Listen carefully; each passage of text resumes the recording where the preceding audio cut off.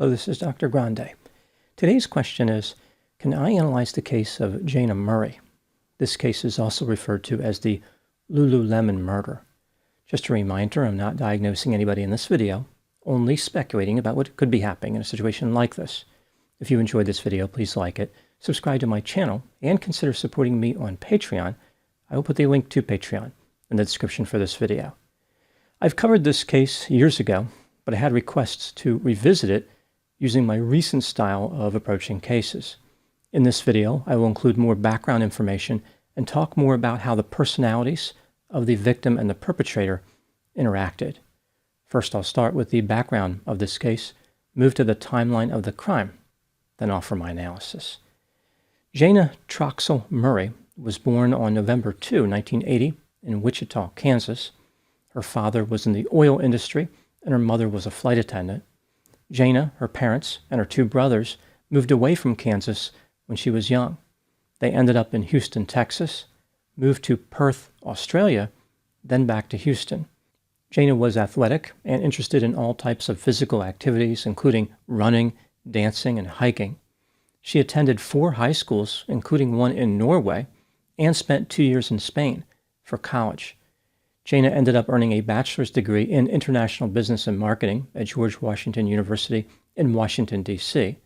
After graduation, she moved back to Houston, Texas, and worked for an energy company for 5 years as a marketing representative. Wanting to advance her education, Jayna moved to Washington, D.C., and attended Johns Hopkins University. She pursued a dual master's degree in business administration and communication. Fascinated by the corporate culture of Lululemon Athletica, Jayna took a job at their store in Bethesda, Maryland. This is just north of Washington, D.C. Lululemon Athletica is a retailer that sells yoga pants and other yoga apparel. The company has been involved in several controversies. Some people believe their clothing is overpriced and tacky. During her time at Lululemon, Jayna met a woman named Britney Norwood. They didn't know each other very well. However, Britney would become a key figure in this story. Britney Norwood was born on May 18, 1982, and was raised in Federal Way, Washington, which is 23 miles south of Seattle. She had 8 brothers and sisters. Her father operated an upholstery store, and her mother was a homemaker. The family had severe financial problems. Using a scholarship for playing soccer, Britney went to college at Stony Brook University, which is on Long Island in New York. In 2003, she lost the scholarship after being accused of stealing from several different people, including her teammates. Britney moved to Washington, D.C. After being evicted from her first residence, she rented a basement apartment of a townhouse, which was owned by her sister. Britney worked at a bank, a dental office, and a hotel before taking a job at the Lululemon Athletica store in Georgetown. On one occasion, the store had a special night where employees could get 70% off. At this discount level, Lululemon merchandise is terribly overpriced as opposed to egregiously overpriced. The spending limit was $1,000, but Britney requested permission to exceed this limit, which she received from her manager. She ended up buying $2,196 worth of merchandise for about $659. The manager was upset, thinking that Britney was only going to exceed the limit by a small amount. That's why the manager granted the permission. In December 2010, Britney was fired for discount abuse, but the corporate office reversed this decision.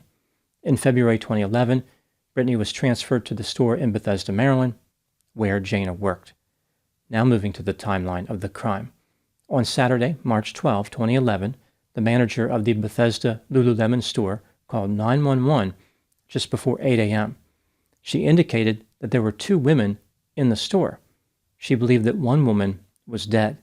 The other woman appeared to be alive, but tied up. When emergency responders arrived, they found the body of Jayna Murray in the back of the store. Jayna had sustained 331 injuries, including blunt force trauma, stabs, and cuts. At least 6 different items were used in the attack: a hammer, a knife, a box cutter, an adjustable wrench, a steel bracket, and a rope. All these items came from the store. The attack appeared to be extended in nature It took about 15 minutes. Jayna was alive until the final stab wound. Britney Norwood was found in the bathroom of the Lululemon store, alive. She had zip ties around her wrists and ankles and a series of minor cuts. After being taken to a hospital, she was interviewed by the police.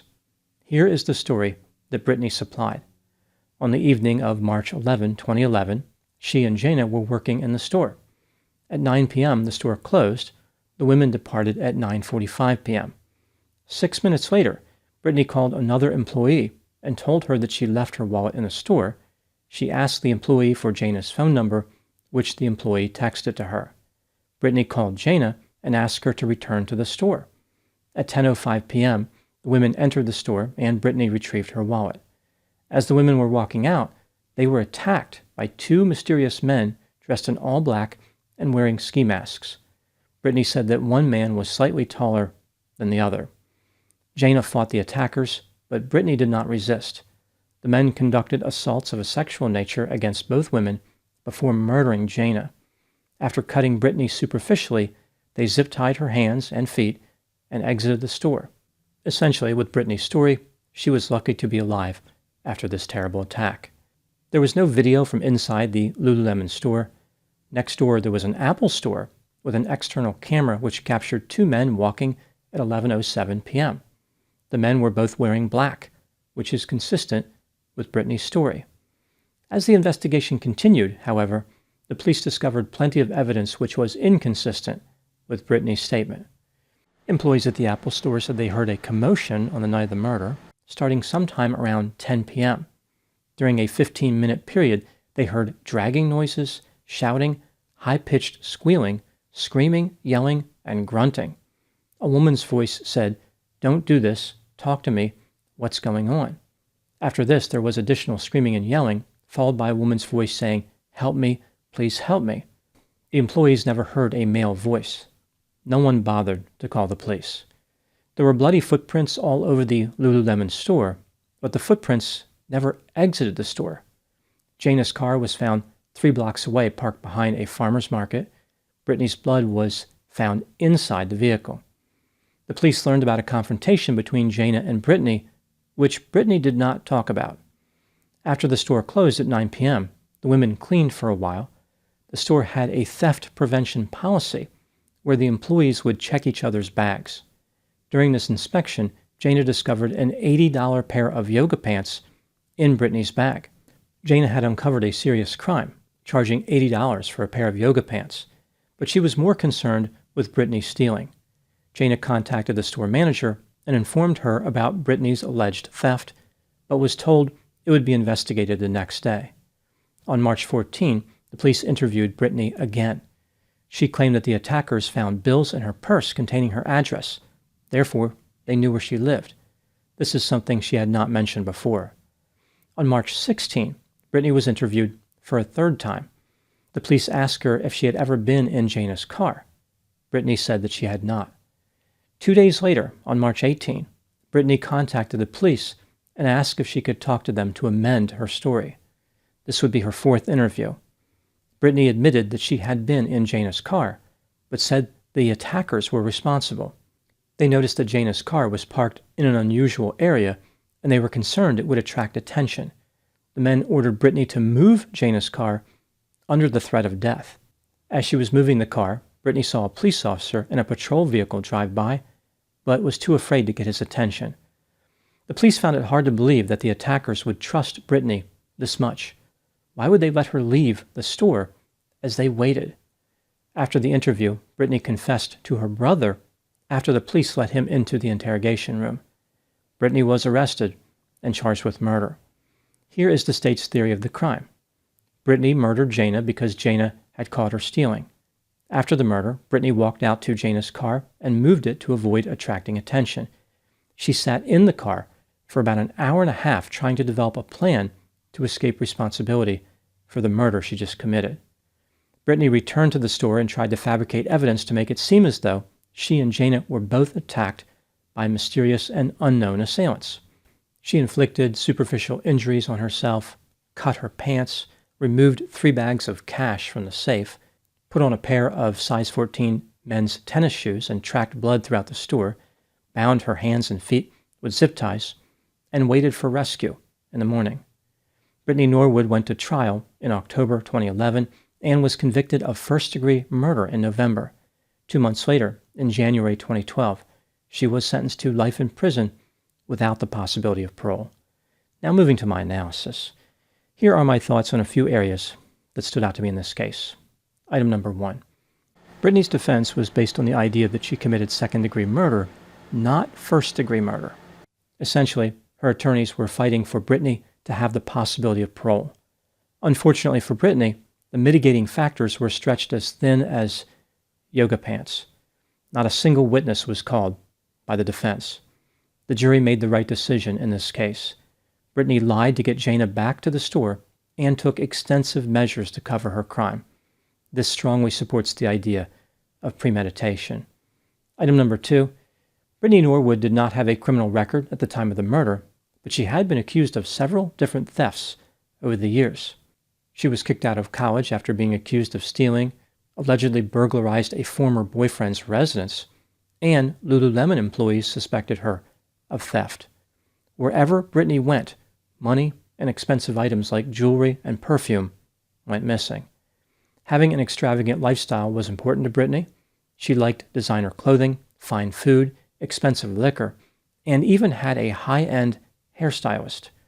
There was no way Britney could afford the lifestyle that she wanted. Her financial situation was dire. She owed the state of New York almost $20,000 in student loans. There is evidence suggesting that Britney contacted men on Craigslist who identified themselves as sugar daddies. It is possible she earned money by interacting with these men in various ways. Britney managed to deceive people into believing she was destined for success. She claimed that she had graduated from the college that kicked her out. In her romantic life, she sought out high-status boyfriends, including a dentist, a Secret Service agent, a political operative, and a college professor. Item number 3. Violence involving upscale yoga shop employees is uncommon. What was Britney's motive in this case? The theft accusation against her was insignificant. It was Jayna's word against Britney's. The worst that would have happened to Britney was termination. Britney was planning on quitting her job at Lululemon anyway to work as a personal trainer. Being fired didn't mean anything to her. Furthermore, Jayna already talked to the manager about the theft. Killing Jayna would not stop the termination. In the past, Britney had been accused of stealing many times and didn't murder anyone. She had even been fired from Lululemon for discount abuse without committing homicide. What was so special about this particular confrontation with Jayna Murray? Here's what I think happened in this case. This is just a theory, my opinion. Britney Norwood was self-centered, impulsive, irresponsible, charismatic, immature, sensation-seeking, overconfident, manipulative, deceptive, cold, callous, materialistic, shallow, falsely believed she was special, possessed superficial charm, and had a sense of entitlement. She viewed herself as an elite and wanted to impress people with her success. Britney routinely liberated other people's property because, from her point of view, she deserved to have anything she wanted. On the surface, Britney and Jayna appeared to be similar. They were both athletic, young, had high hopes for the future, and worked at Lululemon. In reality, they were very different. Jayna was honest, authentic, straightforward, positive, followed the rules, and was trusting. Britney attacked Jayna to get revenge for the theft accusation. If Britney had been interested in negotiating with Jayna about the theft allegation, she would have done that over the phone. There was no need to lure her back into the store. Britney's intent was to kill. When the attack started, Jayna did not know how to process this unexpected violence. She attempted to defend herself, but still believed that negotiation was possible.